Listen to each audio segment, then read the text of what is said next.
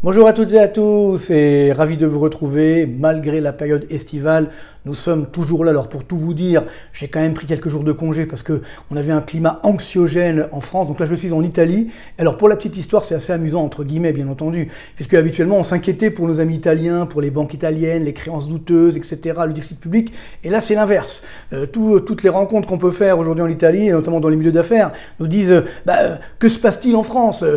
Ça passe de l'extrême droite à l'extrême gauche. Le gouvernement n'existe pas, la France est devenue ingouvernable. Donc voilà, c'est un petit peu triste parce que habituellement justement on avait l'image d'une France qui était solide. Et bien non, maintenant ça y est, mais les Italiens, les Grecs, les Portugais, les Espagnols s'inquiètent pour nous. Donc on est entre guillemets devenu un pays du Club Med plus, j'ai envie de dire. Et c'est vrai que la situation est catastrophique puisque malheureusement, bien voilà, les jours passent, il n'y a toujours pas évidemment de Premier ministre. On nous parle d'un gouvernement d'union nationale. Est-ce que c'est vraiment crédible? Mais surtout, le danger, c'est que malheureusement, j'ai bien peur que nous allons devoir passer par la case grave effondrement, grave crise économique pour pouvoir redémarrer. On l'a vu ces derniers jours, le FMI, la Commission européenne, la Cour des comptes, les agences de notation, tout le monde s'inquiète pour la France à juste titre. Donc peut-être qu'il faut passer par là, par cette case grave crise, et ensuite on pourra prendre les bonnes mesures, parce que c'est clair que ce qu'on entend aujourd'hui, ce ne sont pas les bonnes mesures. Ça va malheureusement plomber l'économie française, ça va également mettre en danger notre épargne.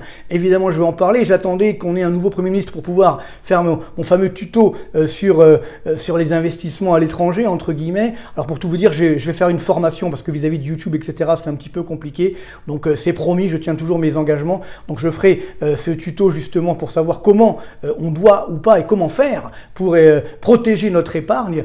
Et à ce moment-là, je vous en parlerai. Mais le plus important, c'est qu'il y a eu beaucoup de chiffres qui viennent de sortir aujourd'hui. Et donc on voit où malheureusement la France est en train de s'effondrer avant même, j'ai envie de dire, les difficultés qui vont arriver demain. Donc voilà, je vous ai fait un petit calendrier. Alors non pas le calendrier de l'avant, mais le calendrier de l'après. Oui, l'après en fait, puisque depuis ce fameux 7 et 8 juillet, entre guillemets, on voit bien que nous avons un effondrement qui est en train de se prolonger. Donc aucune majorité, comme vous le savez, à l'Assemblée nationale. Donc la France est devenue complètement ingouvernable et on a donc ces alertes de la Cour des comptes, du FMI, de la Commission européenne, des agences de notation qui ont dit très clairement que si la France ne prolongeait pas justement certaines de ses réformes et ne s'engageait pas à réduire ses déficits publics, eh bien la note de la France serait très fortement dégradée. Mais j'ai envie de dire, c'est pas le plus important. Le plus important, c'est qu'on aura une désaffection de l'ensemble des investisseurs, évidemment étrangers, mais également français. Et je vous rappelle que nous avons aujourd'hui 52% de notre dette publique qui est détenue par des non-résidents. Donc si demain on a cette inquiétude qui s'installe, évidemment, on aura donc cette fuite, je dirais, de la France, avec parallèlement une augmentation des taux d'intérêt, ce qui va évidemment casser l'activité économique. Donc si on continue ce calendrier, donc ça vient de se produire. Donc hier, comme convenu, le 16 juillet, l'Union européenne a donc engagé officiellement la procédure contre la France pour déficit excessif. Donc depuis aujourd'hui, on n'a plus de gouvernement, mais on en a quand même un, entre guillemets, qui gère les affaires courantes. On ne sait pas trop ce que ça veut dire. Et on n'a pas de date, on ne sait pas combien de temps ça va durer.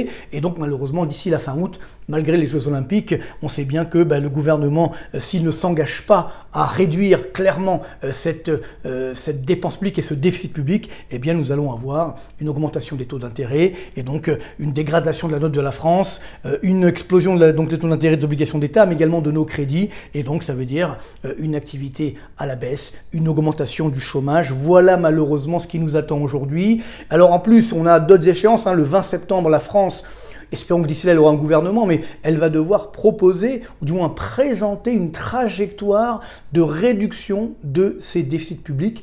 Et on voit mal si on a un gouvernement NFP, entre guillemets, et pas forcément d'ailleurs, même un gouvernement élargi, mais qui ne propose pas de réduire ses déficits publics, alors à ce moment-là, on aura évidemment une sanction.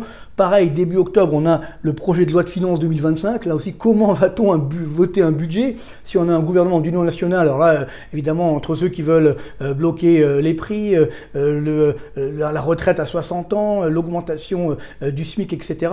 Et puis ceux qui veulent justement avoir une économie un peu plus sérieuse, bon, on se rend bien compte que malheureusement, on va avoir du mal à se mettre d'accord pour le budget 2025. Donc vous voyez, c'est des échéances et à chaque fois qu'on aura donc des sanctions, des blocages, ça fera monter les taux d'intérêt et ça, évidemment, ça cassera encore plus l'activité économique, ça aggravera la récession. Et puis alors, évidemment, au printemps 2025, si on continue de déraper, on sera peut-être le premier pays de l'Union européenne à avoir avoir une sanction, à payer une amende qui pourrait atteindre jusqu'à 2,5 milliards d'euros.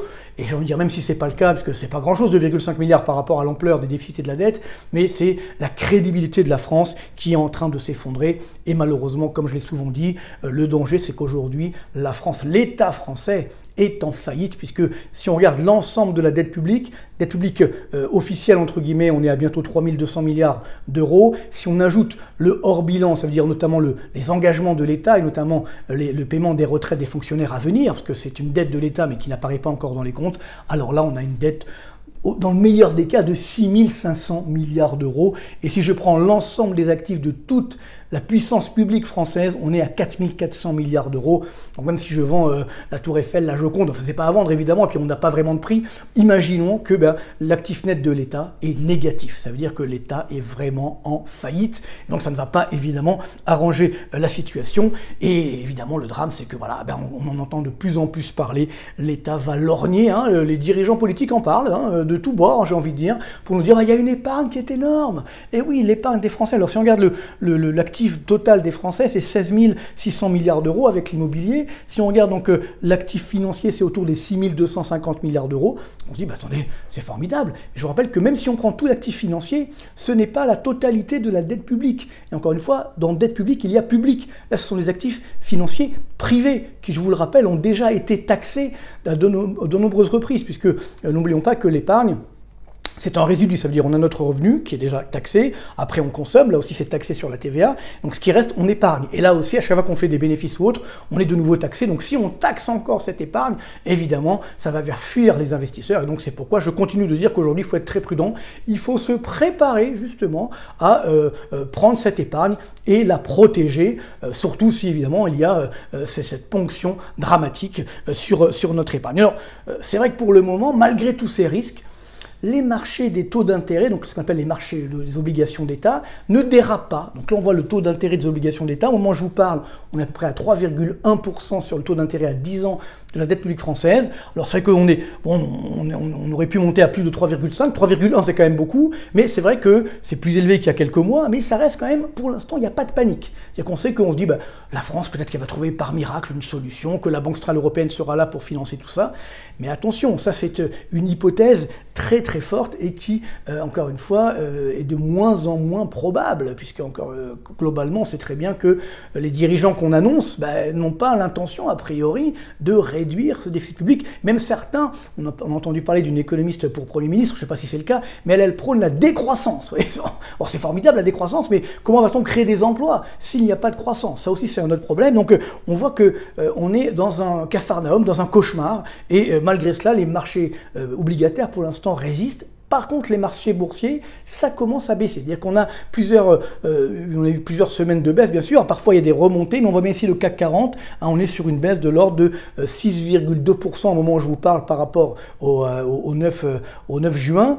Donc, ce qui veut dire que, attention, on a bien quand même cette inquiétude des investisseurs, notamment sur les marchés boursiers. Alors, ce qui est d'autant plus dommageable, c'est que dans le même temps, quand on voit les marchés boursiers mondiaux, et notamment aux États-Unis, alors là, on bat des records. Donc, ça veut dire que on a bien un problème français, puisque regardez bien, c'est le Standard & Poor's 500, la bourse américaine, on bat record sur record, ça explose, regardez bien, 14,1% donc d'augmentation depuis avril dernier sur le marché américain, quelque chose de complètement fou évidemment, donc ce qui veut dire que là aussi, attention, la France commence à inquiéter les investisseurs. Et alors, autre phénomène assez inquiétant, c'est que malgré la hausse des marchés boursiers américains, eh bien nous avons l'or qui continue de battre des records. Donc ça aussi, ça veut dire que les investisseurs s'inquiètent. Donc là, on voit le cours de l'or au moment où je vous parle, on a même atteint 2482 $ l'once, un nouveau record historique, c'est assez incroyable. Donc jusqu'où va-t-on monter? On va peut-être dépasser les 3000 milliards dans quelques... les 3000 $ dans quelques... J'en bafouille tellement c'est énorme, les chiffres sont évidemment énormes. Donc 2482 $ l'once, donc on va certainement dépasser les 2500 bientôt, ça va commencer à devenir cher, mais ça montre que justement les investisseurs s'inquiètent. Donc c'est plus une poire pour la soif, c'est je dirais un jerrycan d'eau pour la soif, ou du moins d'or, et donc ce qui veut dire que, attention, ça c'est un signe d'une crise qui est en train de se produire. Alors si maintenant on revient à l'économie réelle, concrète française, on est des chiffres assez catastrophiques. C'est vrai qu'on n'en a pas trop parlé à cause justement de cette crise politique, mais les défaillances d'entreprises d'entreprises, c'est les derniers chiffres de la Banque de France pour le mois de juin, ça continue d'exploser. Regardez bien, on est à quasiment 61 000 défaillances d'entreprises, c'est jamais vu donc depuis 2014, et donc ça commence à devenir très inquiétant. Et si je regarde les défaillances d'entreprises, donc j'ai dit une bêtise, c'est un plus haut depuis janvier 2017. Excusez-moi, voilà, vous avez, voilà, c'est les vacances forcément, on bafouille un petit peu, mais si vous regardez maintenant les défaillances hors justement micro-entreprise, on est à quasiment 5200 défaillances, et là on est 7,8% au-dessus du sommet de septembre 2009. Donc un nouveau record historique. Si je regarde maintenant dans le détail de ces chiffres, eh bien regardez bien, si encore une fois je prends les entreprises hors micro-entreprises, on est sur une hausse depuis 2020 de 116%. Même si je prends le total des entreprises, on est, vous voyez, sur une hausse en glissement annuel de quasiment 24%. Donc voilà aujourd'hui combien nos entreprises sont en train de souffrir. Nos entreprises françaises, ça c'est le mois de juin, avant ce qui est en train de se passer aujourd'hui. Si maintenant je regarde secteur par secteur, là où il y a le plus de destruction d'entreprises, donc de défaillances d'entreprises, va-t-on dire. Donc d'abord la construction, bien sûr, 13 513 défaillances. Le commerce, réparation automobile, c'est la même NAF, j'ai envie de dire, le même secteur, 13 000 défaillances. Et puis après, regardez bien, hébergement et restauration. Ben oui. Où est l'effet Jeux Olympiques? Malgré cela, les restaurants, les hôtels, voilà, 8152 défaillances d'entreprises. Donc vous voyez que vous avez le détail de l'ensemble des défaillances. L'industrie, 4000 défaillances d'entreprises. Là aussi, où est la réindustrialisation? Donc on voit bien toute cette arnaque globale qu'on nous a fait malheureusement et qui aujourd'hui nous coûte très cher et se traduit dans une réalité économique. Alors on m'a dit oui, mais il y a beaucoup de créations d'entreprises.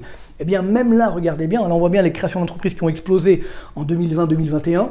Un effet coronavirus, tiens c'est marrant. Après évidemment elles disparaissent aujourd'hui, mais néanmoins, regardez bien, il y a de moins en moins de créations d'entreprises. On n'arrive pas à retrouver les sommets de 2022-2023. C'est-à-dire que là aussi, il y a un manque de confiance, chiffre de l'INSEE, et encore une fois, ça n'a pas intégré la crise politique que nous vivons depuis déjà quelques jours. Et donc le chômage qui est déjà en train d'augmenter, on est à 7,5% de taux de chômage.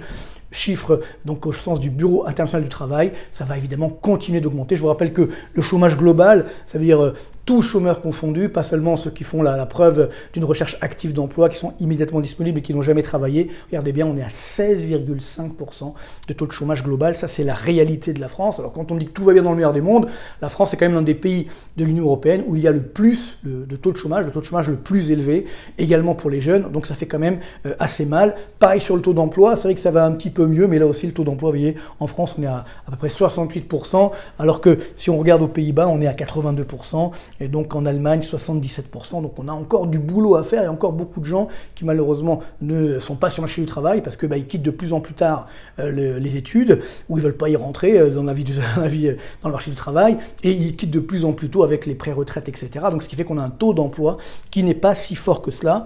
Autre élément négatif, on a malheureusement la productivité des Français qui est en train de baisser. Regardez l'indice de la Banque de France, on est 8,5% donc de baisse depuis 2019 et on est sur des niveaux, regardez bien, de 2010. Le niveau de la productivité française aujourd'hui est sur le niveau de 2010. Donc vous imaginez que si on augmente fortement le SMIC par exemple, ce qui est une bonne nouvelle bien entendu pour ceux qui vont le toucher évidemment, comme la productivité n'est pas là, eh bien ça va immédiatement se répercuter soit en termes de défaillance d'entreprise, soit en termes d'augmentation de l'inflation. Et donc l'inflation qui va augmenter, ça va également casser le pouvoir d'achat. Alors justement, l'inflation, là aussi les chiffres de l'INSEE du mois de juin viennent de sortir, ça continue d'augmenter, il n'y a pas de baisse, c'est le glissement annuel des prix qui baisse.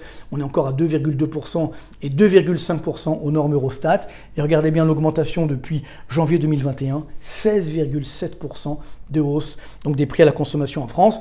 Et pareil, c'est vrai qu'on ne l'a pas trop suivi ces derniers mois parce qu'on a beaucoup parlé donc, de cette crise. Mais néanmoins, si vous regardez les prix des biens alimentaires, regardez bien, où est la baisse? On nous a promis une baisse formidable, elle n'est toujours pas là.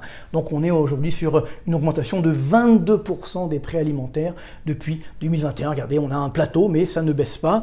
Pareil, vous savez, on suit souvent l'indice donc lait, fromage, œufs, parce que normalement c'est bon pour la santé. Enfin, tout le monde en consomme globalement, certains n'en consomment pas, mais ne m'en veuillez pas. Mais globalement, c'est vrai que ça reste quand même parmi les biens essentiels. De janvier 2022 à juin 2024, 27,1% de hausse. C'est un tout petit peu baissé, mais vous voyez que par rapport aux promesses des grands distributeurs, du gouvernement, etc., on nous dit oui, ça y est, c'est bon, les prix alimentaires, les prix des laitages, etc. vont baisser. Ben non, ça ne baisse pas, donc on a toujours une inflation énorme. Alors, on retrouve notre petit tableau, vous savez, habituel que nous faisons sur là où les prix augmentent le plus, où est-ce que l'inflation est la plus élevée pour l'instant. Eh bien, regardez, au mois de juin, ça reste l'huile d'olive, 33,6%, toujours les forfaits touristiques, l'électricité, abonnement audiovisuel, là, il y a fait un effet de rattrapage. Il y a toujours une baisse dans les ordinateurs et le gaz, mais on voit que ça se généralise. Regardez bien, cinéma, théâtre, concert, il y a un effet de rattrapage, ça avait beaucoup baissé, et c'est en train de repartir à la hausse. Donc voilà, l'inflation s'est complètement généralisée, ce qui est évidemment particulièrement coûteux. Alors, je vous ai fait un nouveau tableau, justement parce que pour montrer de combien les prix à la consommation ont augmenté depuis 2022. Vous voyez, donc ça fait même pas 2 ans, si vous voulez. Et donc, on va voir, et attention, ça va faire mal. Voilà l'augmentation donc de janvier 2022 à juin 2024, donc un peu plus de 2 ans. Eh bien, voilà où est-ce que les prix ont le plus augmenté. D'abord, on retrouve l'huile d'olive, 73,5%, mauvaise récolte, sécheresse, etc. Très bien. Ensuite, transport aérien intérieur. 58%, vous vous rendez compte, donc on dit il faut pas prendre l'avion peut-être, mais les prix ne cessent d'augmenter. Le sucre, 57%, le tourisme, 50% d'augmentation, ensuite l'électricité, 38%, farine et autres céréales, 32%, beurre, 32%, voilà.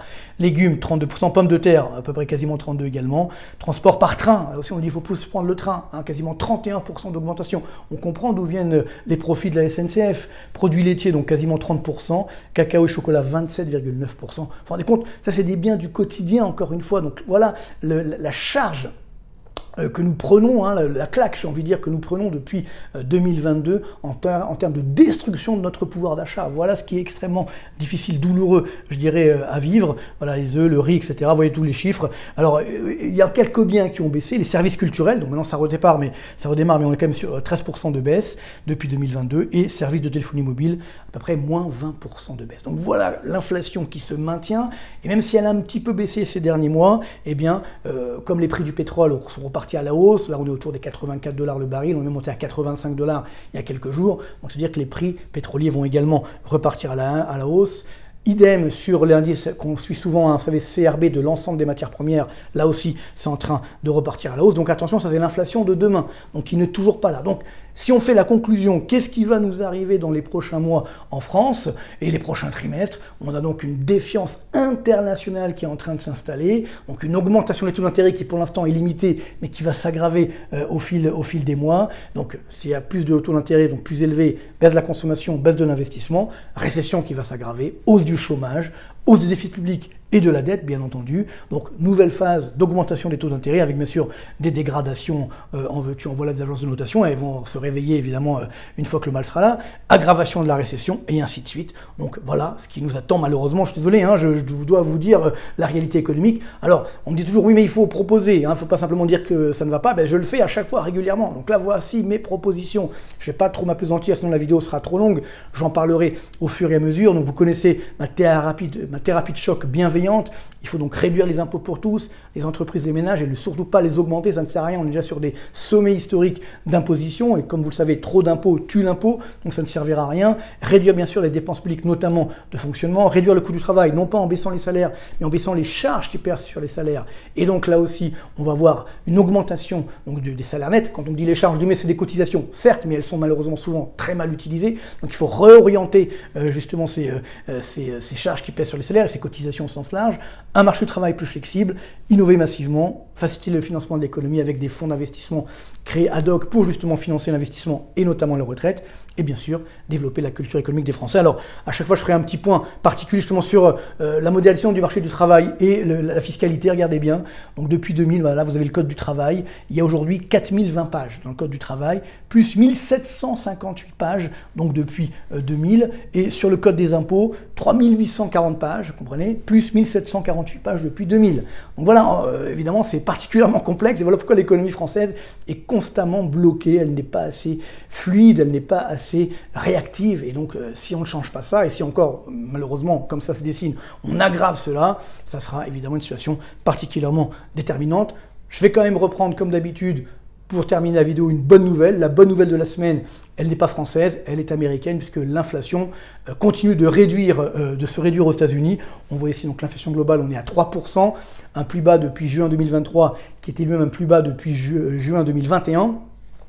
Et on a parallèlement, hors énergie, nous sommes à 3,3%, et donc là aussi un plus bas depuis avril 2021. Donc voilà, attention quand même, on l'a vu, hein, l'inflation va repartir un petit peu à la hausse, puis la Réserve fédérale américaine a 2% d'objectif d'inflation, donc ça ne veut pas dire que la Réserve fédérale va baisser les taux d'intérêt, ils vont quand même rester élevés. Donc voilà, ce qu'on pouvait dire sur la situation actuelle, elle n'est pas malheureusement florissante. Évidemment, s'il y a des nouvelles urgentes, type nouveau gouvernement, nouveau Premier ministre, etc., et avec une orientation, je réagirai évidemment malgré les vacances pour être constamment avec vous. Donc encore une fois, merci pour votre fidélité, merci pour vos likes, pour vos abonnements. Alors je rappelle pour ceux qui veulent s'abonner premium et recevoir l'ensemble des slides, donc il faut cliquer sur souscription ou rejoindre, et à ce moment-là évidemment vous aurez la marche à suivre et je vous enverrai par mail l'ensemble des slides que vous pouvez voir donc chaque semaine. Merci encore pour votre fidélité. Voilà, on essaye de garder malgré tout l'espoir, mais c'est vrai que c'est de plus en plus compliqué et donc je vous ai prévenu, il faut protéger notre épargne et je vous en dirai plus au cours des prochaines semaines. Merci encore à toutes et à tous, bonne continuation et à très bientôt.